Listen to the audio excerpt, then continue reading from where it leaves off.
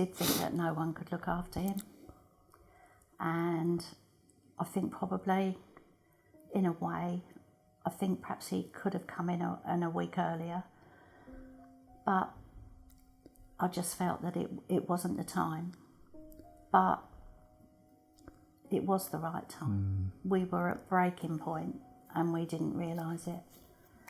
And it was not a good place to be. But you just carry on because that's what you do as a parent. We didn't want to let go. That's as simple as that. We didn't want to let go. But once we got him in here and he settled down, and he's now been in here a few weeks, and every one of the nursing staff, we, not only him, but we've got to know them all by their names, and they know us by our names.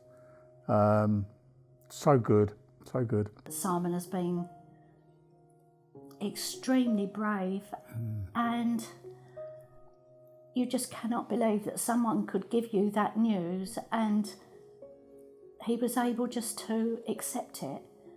The only thing that he's ever got concerned about is Ellie.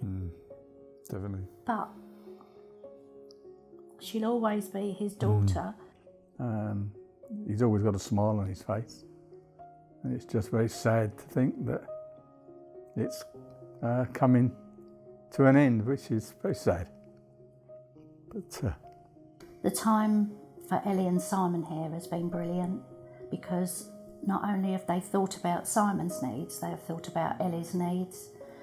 They have made a hand cast together, they've done a fingerprint together, and various things for Ellie to treasure for the rest of her life and remember her daddy.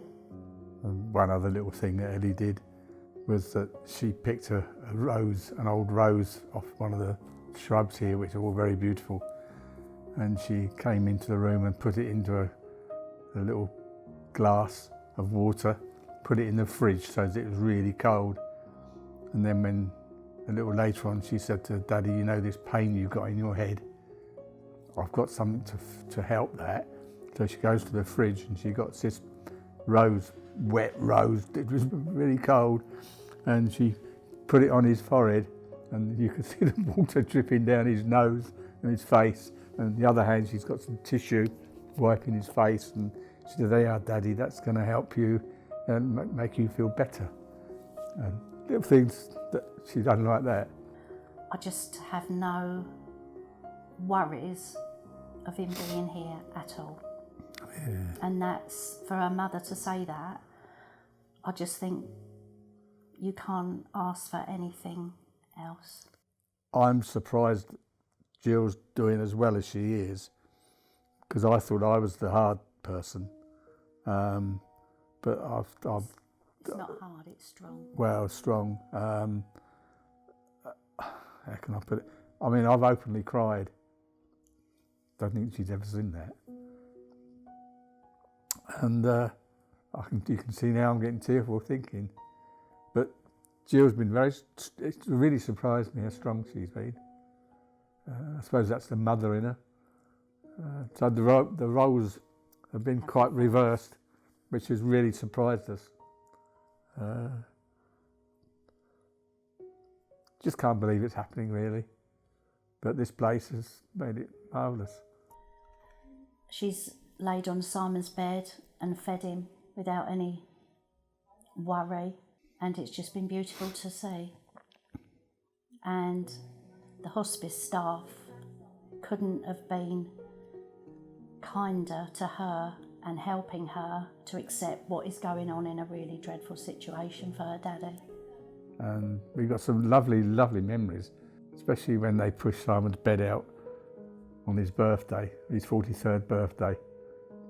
And they pushed his bed out into the veranda with the awning down in the shade, and Gill and my daughter Julie laid on a massive spread, and the cake come out with happy birthday Daddy, and she carried it out with the nurses. His last birthday was spent here with family, his sister and Ellie, John, and us, and the wonderful staff, and we can't thank them enough for that special day. He's He's been been a good lad, never been any bother, always helpful, always Kind. kind, very kind, Very, very. very generous.